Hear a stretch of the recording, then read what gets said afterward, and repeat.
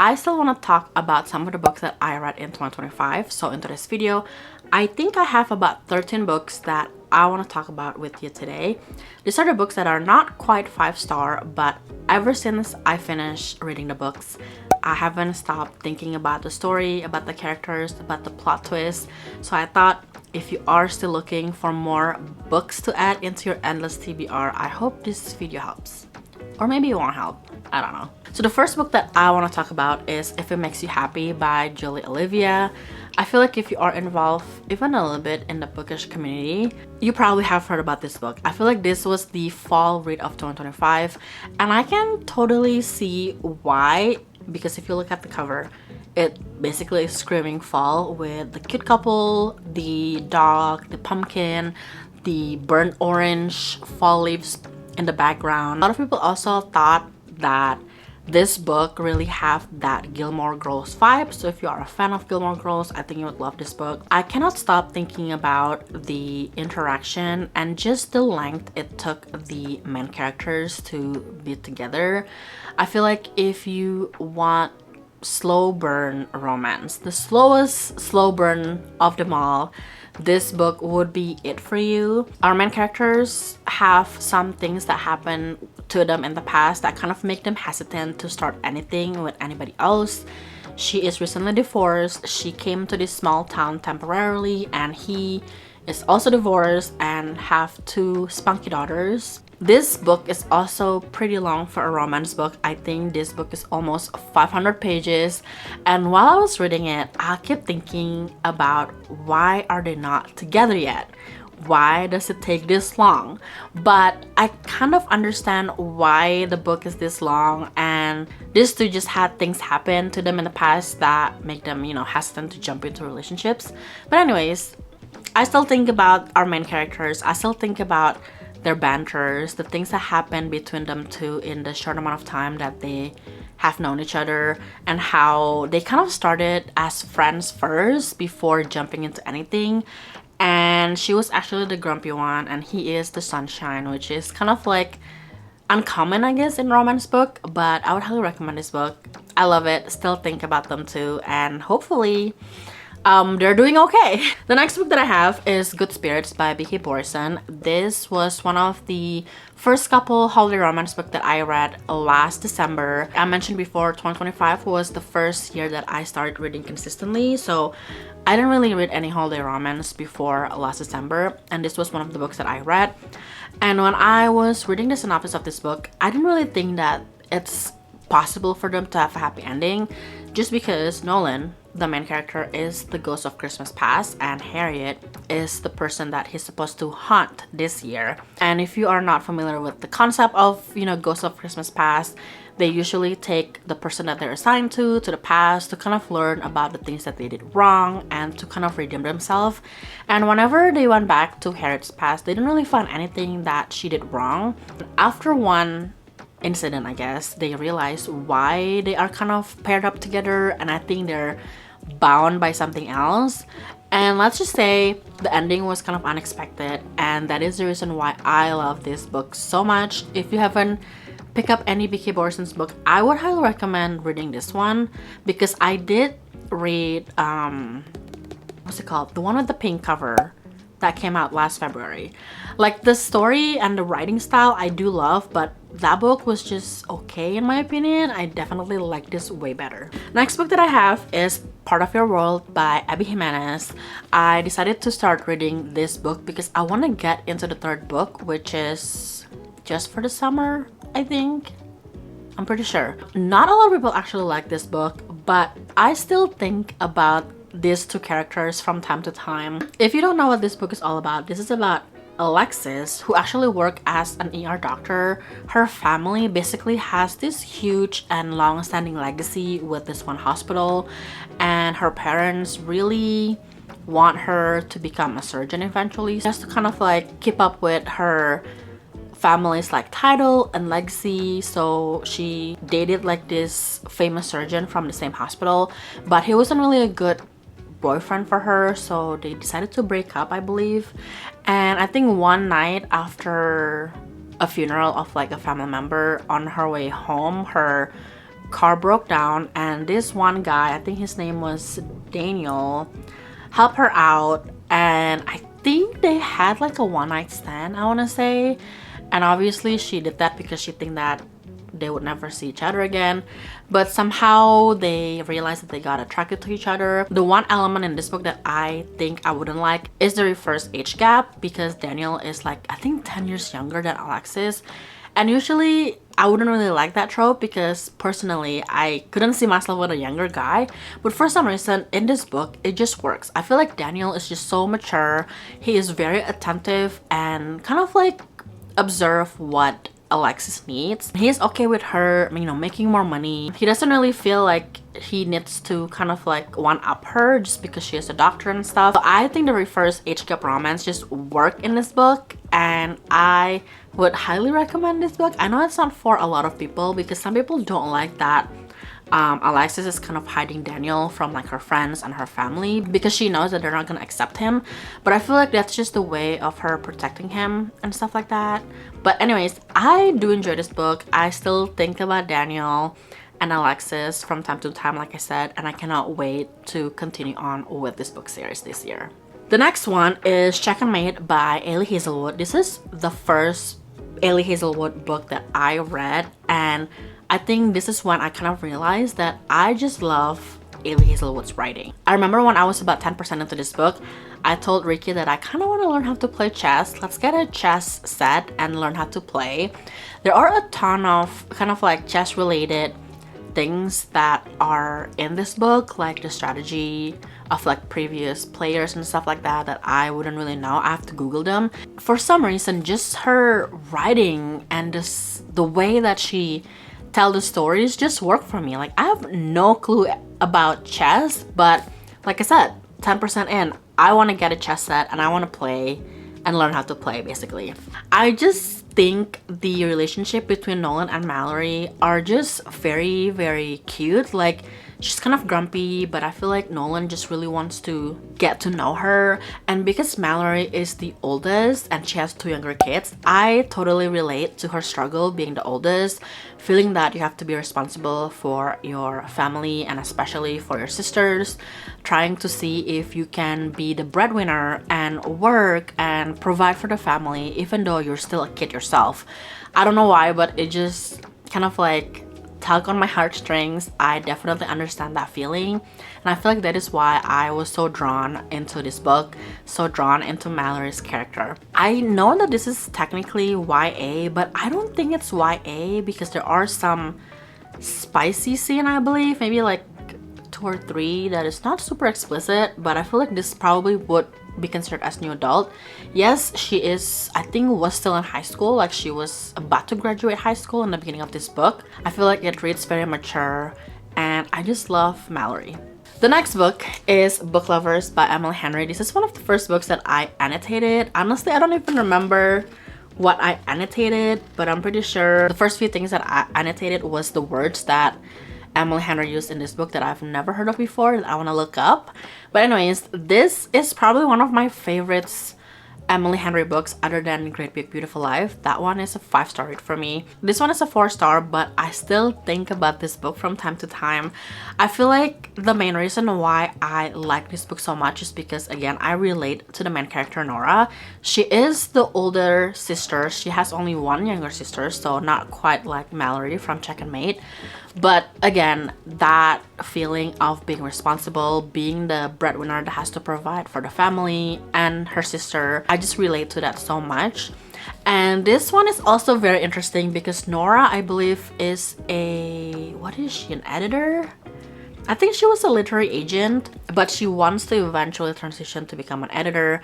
And then she met this guy, his name was Charlie. In the beginning, they were trying to work together. She is the agent for this one author, and he was assigned to become the editor of that author's book, but it just didn't really work out. Years later, they kind of bump into each other again because Libby and Nora were kind of like on vacation at this small town called Sunshine Falls in North Carolina.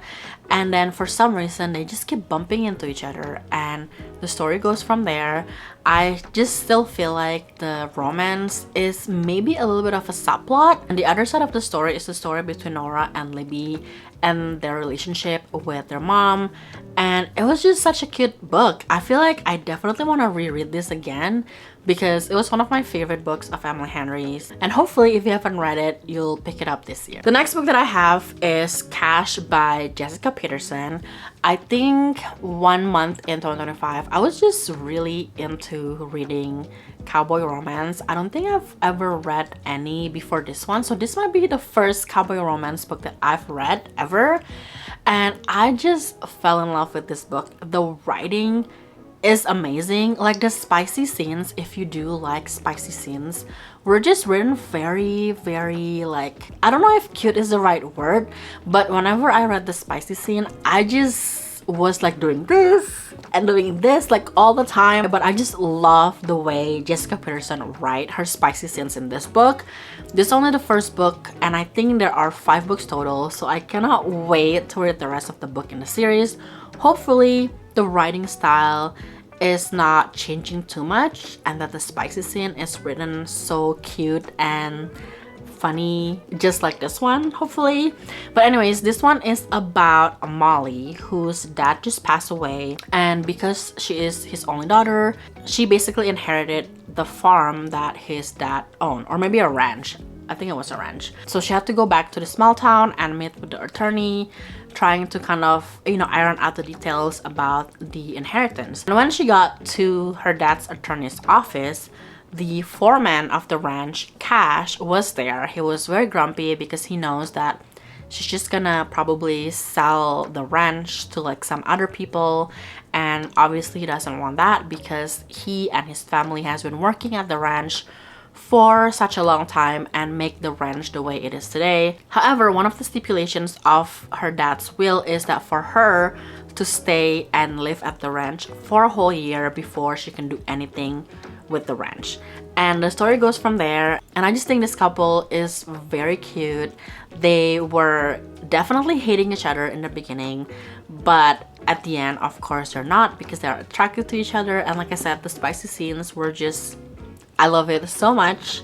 And I hope that if you are looking for maybe a new cowboy romance to read in 2026, maybe you'll pick up this one. The next book that I have is The Kiss Quotient by Helen Hong. If you have been following for quite some time, you know that the second book in this series, The Bride Test, is probably one of my favorite books of all time. Just because the way Helen Hong's write the emotional connection between her main characters were just brilliant. I can definitely feel the connection, and the characters showing the connection with like their actions. So there's not really a lot of conversation that are happening, but just the things, the actions that happen between the two of them. I feel like the way that she wrote it, it's just so good. Anyways, this book is the first book in the series. I love the second book, The Bride Test, way more than this one, but I still think about this book from time to time. So this book is about Stella, who I believe has Asperger's syndrome. So she is kind of like awkward when it comes to intimacy, and she decided to hire Michael because he is an escort, but he's being asked by Stella to be her dating coach because she wants to be able to get comfortable with being intimate with like her dates in the future. But of course, things go a little bit further than that. He usually has like no repeat rule. Basically, he only meet with one client one time and then they would never meet up again. But because Stella asked him, and for some reason both of them were just comfortable with each other, he decided to say yes, and he decided to help her kind of go through with this like issue. I don't know if it's an issue, but basically just helping her be comfortable with being intimate with another person. I feel like in the beginning of the book, I can feel that awkwardness between the two of them, but then at the same time, gradually, I also can feel that they fall into each other's like comfort, like they're just comfortable with each other. Even Michael has become a little bit softer toward her, and I don't know, I think they were just so cute. Like I said, not a lot of like conversation happen between them when it's time to show their emotional connection. I don't know. It's hard to explain, but I just feel like you have to read this book and you kind of have to bear the first few chapters where it's just so awkward between the two of them. But if you keep on reading, I think you'll fall in love with Helen Hong's writing.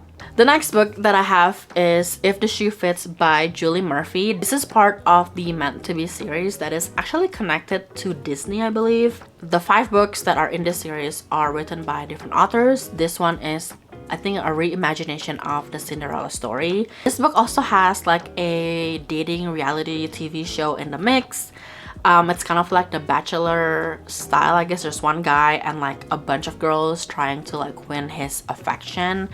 And one of the things about this book that makes me think about these books from time to time is the fact that Cindy, or Cinderella, is still grieving about losing her parents at such a young age. And I feel like in the Cinderella movie, the Disney movie, we didn't really think about it, or it wasn't really being shown that Cinderella was, you know, still sad that both of her parents are gone and that she has to live with her stepmom. So I feel like that element of this book just makes me think a little bit more about the Cinderella story. It just kind of sucks that she has to grow up and kind of like meeting these accomplishments and not really being able to tell or show it to her parents because her parents are gone. But anyways, I cannot wait to read the rest of the book in the series. I know there is the retelling of Ariel, The Little Mermaid, Rapunzel, Mulan, and Belle from Beauty and the Beast. If those other books can give like a little bit of a different POV from what we know from the Disney movies, I think I would fall in love with those books as well. So these next few books are not really contemporary romance anymore. The next 3 is kind of like literary fiction, maybe just general fiction. But anyways, the next book is Natalie Tan's Book of Luck and Fortune by Roselle Lim. She has 2 other books with similar cover, and for some reason I just cannot get over how pretty this cover is, and all of the colors and the lettering, it just works for me. Anyways, this book is about Natalie, who is estranged from her mom. I think they haven't been in contact with each other for the past 7 years, but of course she had to come home when she heard that her mom passed away. So she went back to her old neighborhood, met all of her old neighbors who she felt like didn't really help her out when she was struggling with her mom's fear of being outside. I think it's called agoraphobia or something like that. Her mom has that and she never want to leave their home. So Natalie had to do everything from going to the groceries and all of that. When she went back to her neighborhood, she inherited her grandma's restaurant, and all the time when she was growing up, her mom would always oppose of Natalie being a chef or going to culinary school. But what else can she do when she inherited a restaurant? Of course she has to try to maybe reopen it. And she actually went to this one lady who is a fortune teller in the neighborhood, and that lady was saying that in order for you to be successful to reopen your grandma's restaurant, you have to help 3 different neighbors. And that is how the story goes in this book. Honestly, it was a little bit hard for me to get into this book in the beginning. I think the first few chapters, the writing is more like lyrical, and then after those few chapters, everything is kind of like go back to like, you know, modern style writing. I don't know if that makes sense.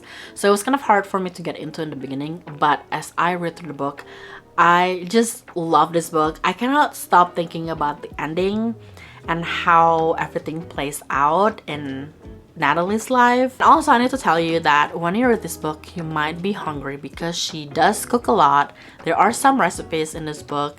I haven't really tried any of the recipes, but maybe I will someday. And of course, there's a little bit of a romance subplot in this book. And I just think their like chance encounter is so cute because it was related to the food that she was cooking. The next book that I have is Run for the Hills by Kevin Wilson. I feel like if you love Fredrik Backman's style of writing, I think you will love his book. This book has a very interesting premise. This one is about a Madeline, I think, or Matt, that is her nickname. She learned one day that she actually has half siblings. Apparently, her dad left to create a new family, and there is a family before her and her mom. I hope that makes sense. So Madeline's older half-brother came over to her house one day and was telling her that, hey, your dad was my dad first, and then when our dad left you, he actually created, I think, 2 other families. So there are 2 more siblings along the way. And the older brother was asking her like, hey, I'm going on a road trip. I'm going to see 2 of our other siblings, and eventually I'm gonna try and go and meet our dad. It was just a very interesting premise. I feel like I was kind of being impatient while I was reading throughout this book. I just want to know what happened to the dad. Like, is he still alive? What is he up to right now? And why, of course, did he leave all of this family behind, creating new families? And it was just kind of weird that he did that, right? And I also love the fun family element between these siblings because they kind of obviously share the same trauma or abandonment, I guess, because the dad left them at such a young age. I kept thinking about this book from time to time. If you have read any other Kevin Wilson's book, let me know in the comment below which one I should read next. I might have it already because I want to give away from Instagram. So I cannot wait to read his next book. The next one that I have is The Second Chance Convenience Store by Kim Ho-yeon. It's translated by Janet Hong. This book is actually pretty thin. I feel like if you pick this up, you could probably read it in like a couple days. This book is so cute. I was saying in my previous video when I talked about this book that if any of the Korean drama creator wants to create another kind of like slice of life drama, they should definitely make this as a TV show, because when I was reading this book, I was kind of imagining it as I'm watching like a Korean drama. This book is so wholesome, and it just has stories between the main character and the different people in the community where he kind of like work and live in. This one is about Doko, who actually was a homeless person in Seoul Station. And in the beginning of the book, we learned that he found a wallet of Mrs. Yom, and he was trying to give the wallet back to her. And seeing that he was homeless, Mrs. Yom asked him if he wants to work at her convenience store, because nobody wants to work the graveyard shift. Doko, seeing that he doesn't really have any other options and this would be like a great opportunity for him, decided to say yes and decided to work for her. The story goes from there, but then there's also more stories about him and the customers that always go to the convenience store, and also the workers of the convenience stores. At first, nobody really liked him, but then they started to kind of like build some type of friendship, and it was just very wholesome in my opinion. The next book that I have is Soulmates by Susan Lee. This is one of her older YA books that she published probably a few years ago. This book I think is very interesting, and I don't know why, but I like this one better than the Romance Rivalry. I can say that the character in this book is a little bit more immature. Like the things that they complain about, I feel like it's still pretty juvenile, but I get it because they are in high school. Anyways, this book is about Hannah, who is, I believe, a senior in high school, and she had the perfect plan for the summer with her boyfriend Nate and also with like her group of friends. But the thing is, everyone in her life is really obsessed with Korean drama and just K-pop in general, and she's not, even though she is Korean American. So I think before summer started, her boyfriend Nate decided to break up with her because he said that they don't have anything in common, just because he's like so obsessed with K-pop and K-drama and she's not. So all of her summer plan and of course the plan for the year ahead kind of fall apart for her. She also found out that her childhood best friend, who moved to Korea to become a Korean drama actor, decided to spend some time in the summer back in San Diego where they live. And I guess Hannah is kind of assigned to drive him around, to show him around, and just to help him do stuff that he hasn't been able to do in the last 3 years. Hannah was also trying to figure out why their friendship fell apart when he moved to Korea and all of that. So they're also trying to kind of ease back into their friendship. Anyways, I think this book is really cute. I just need to warn you though that I feel like the characters are still pretty immature, and I keep like in my head saying that, dude, it's just gonna be a temporary thing. Like in the long run, you guys will be okay. But anyways, if you are okay with that, I think you should pick this up. It's kind of remind me of The Summer I Turned Pretty a little bit, but really embracing like Korean American culture and family dynamic, as well as the K-pop and Korean drama like aspect and obsession that we are all obsessed with, I guess. Last but not least is Starling House by Alex E. Harrow. This was the first ever gothic fantasy book that I've ever read, and I just cannot stop thinking about this book. If you have never heard of this book before, it's about Opal, who is kind of like obsessed with the Starling House. The Starling House is this kind of like gothic house that have been kind of passed on to different heir, even though they're not really from the same family. So the current kind of like owner of this house, I think his name was Arthur, and one day Arthur decided to give Opal a job to clean the house, and that is kind of like her opportunity to actually go in the house and check it out for herself. This house actually belongs to a former children's book author. Her name was E. Starling. I think it was Evelyn or something, I forgot.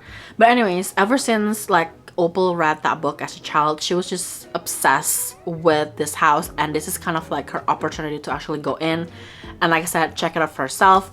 But the house is very strange. It's kind of like alive in a sense, and throughout the book you'll find out like the connection between Arthur and the house, as well as Opal with the house, and just the ending is just bizarre. I feel like I've never really read anything like it before, and like I said, I'm usually not one who would read like a gothic fantasy book, so everything that happened is unexpected for me. But I feel like the ending of this book was just insane, in my opinion. Anyways, if you have read this book, you probably know what I'm talking about. Those are all of the books that I read in 2025. That is not quite a 5-star for me, but I cannot stop thinking about them at all. So if you have read any of these books, let me know in the comment below what your thoughts are, and if you decided to pick 1 or 2 books from this list into your 2026 TBR, let me know which one.